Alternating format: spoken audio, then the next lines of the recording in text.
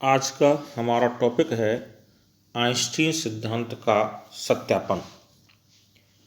इससे पूर्व के व्याख्यान में हमने प्रकाश विद्युत प्रभाव फोटो इलेक्ट्रिक इफेक्ट को स्टडी किया था और आपको ध्यान होगा कि फोटो इलेक्ट्रिक इफेक्ट में हमने बताया था कि जब किसी धातु की सतह पर प्रकाश विकिरणों को आपतित किया जाता है तो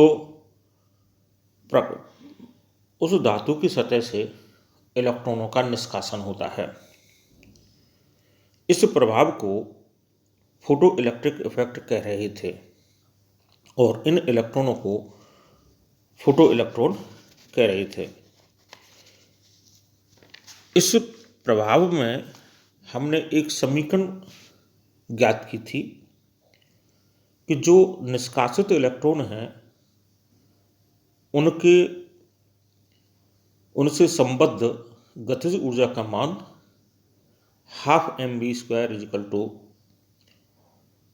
h nu माइनस ओमेगा 0 था।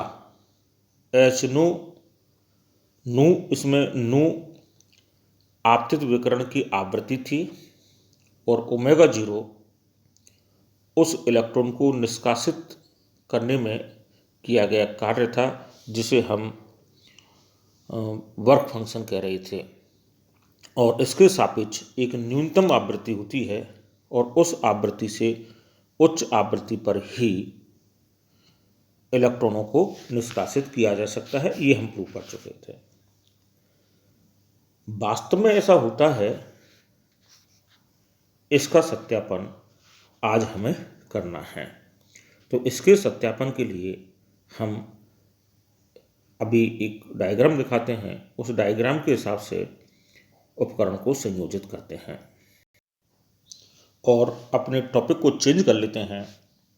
आइंस्टीन सिद्धांत का सत्यापन, वेरिफिकेशन ऑफ आइंस्टीन थ्योरी। इसके सत्यापन के लिए हम ये उपकरण संयोजित करते हैं। पहले इस उपकरण को आप समझ लीजिए और उसके बाद फिर किस प्रकार से सत्यापन करते हैं उसे हम लेते हैं। इस उपकरण में एक धातु की प्लेट लेते हैं। ये धातु की प्लेट है जिस पर इस सोर्स के द्वारा प्रकाश विकिरणों को आपतित करते हैं और आपतित प्रकाश विकिरणों को एब्जॉर्ब करने के लिए एक प्लेट सी लगा रहे हैं। धातु का विभव शून्य रहे इस वजह से इसे अर्थ से जोड़ करके चल रहे हैं। ये अर्थ है और परपथ को पूरा कर लेते हैं। जब प्रकाश सोर्स द्वारा धातु की प्लेट पर विकिरण आपतित होते हैं तो इलेक्ट्रॉन निष्कासित होंगे और इन निष्कासित इलेक्ट्रॉनों को इस पर्दे सी के द्वारा अवशोषित करके सर्किट क्लोज हो जाता है और सर्किट क्लोज होकर के गैल्वेनोमीटर में विक्षेप प्राप्त होता है।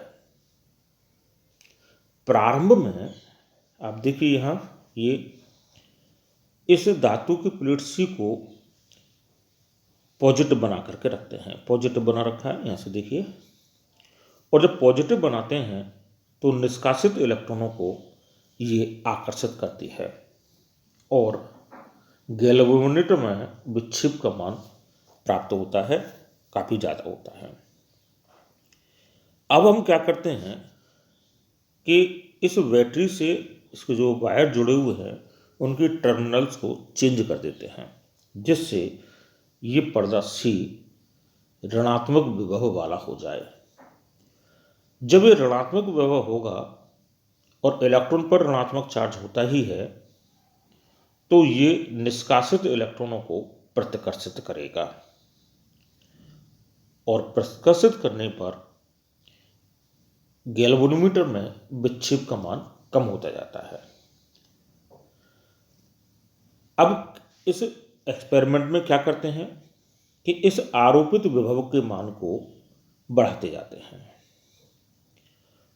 आरोपित विभव के मान को बढ़ाएंगे तो इलेक्ट्रॉनों पर जो विरोधी बल लग रहा है उसका मान बढ़ता जाता है और एक स्थिति ऐसी प्राप्त होती है जिस पर इलेक्ट्रॉन मात्र निष्कासित होते हैं।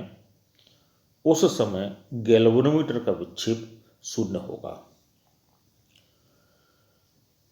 इस गैल्वेनोमीटर के विक्षेप को शून्य करने के लिए अथवा इलेक्ट्रॉनों के मात्र निष्कासित करने के लिए जितने विभव की आवश्यकता होती है वह निरोधी विभव कहलाता है, स्टॉपिंग पोटेंशियल।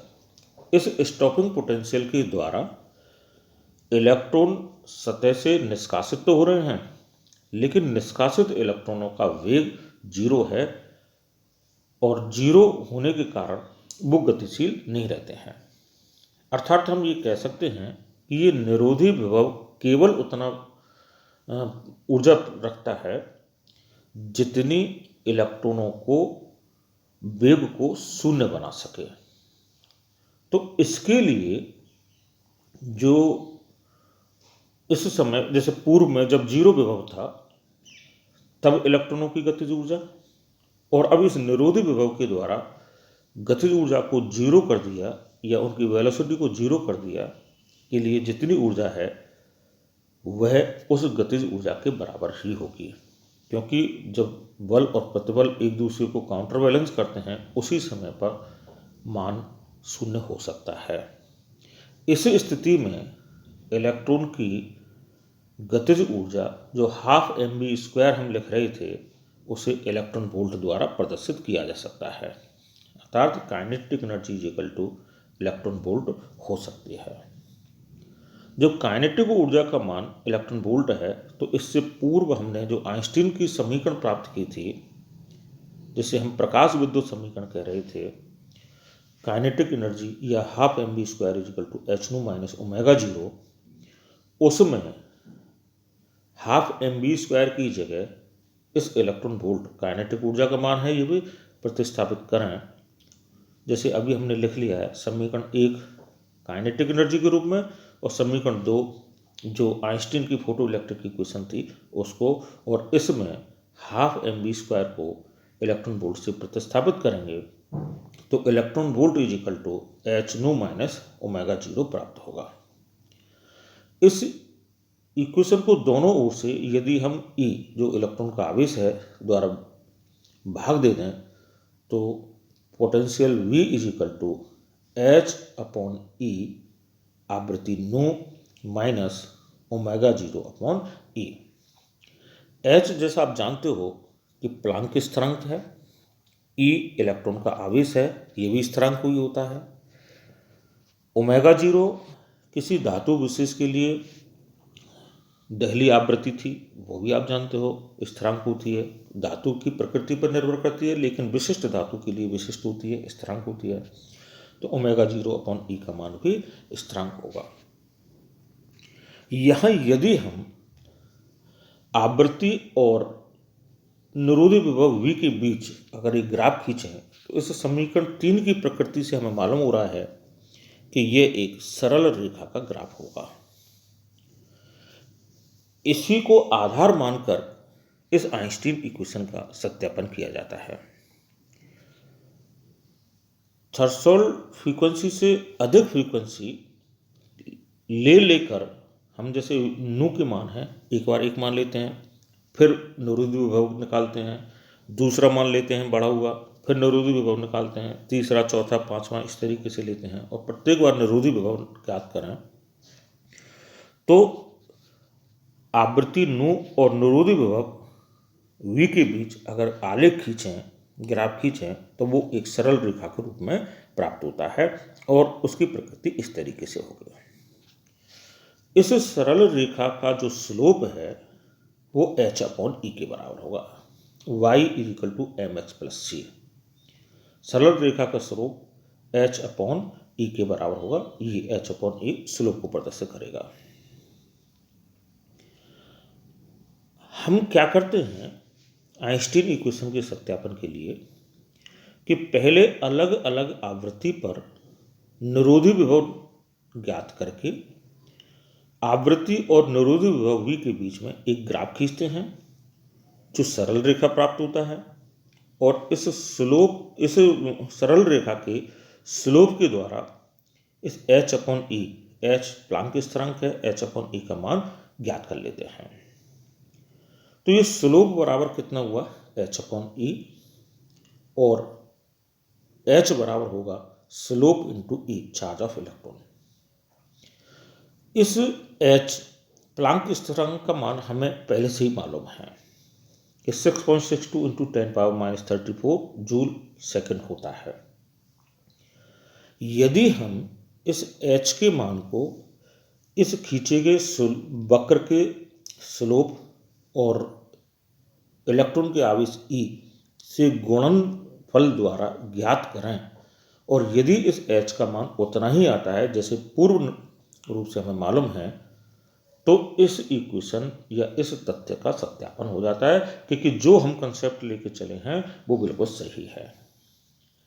तो इस ग्राफ के द्वारा हम स्लोप को ज्ञात करते हैं, और स्लोप को ज्ञात करके उसमें e का गुणा करके इस समीकरण 4 के अनुसार हम h प्लांक स्थिरांक का मान ज्ञात करते हैं।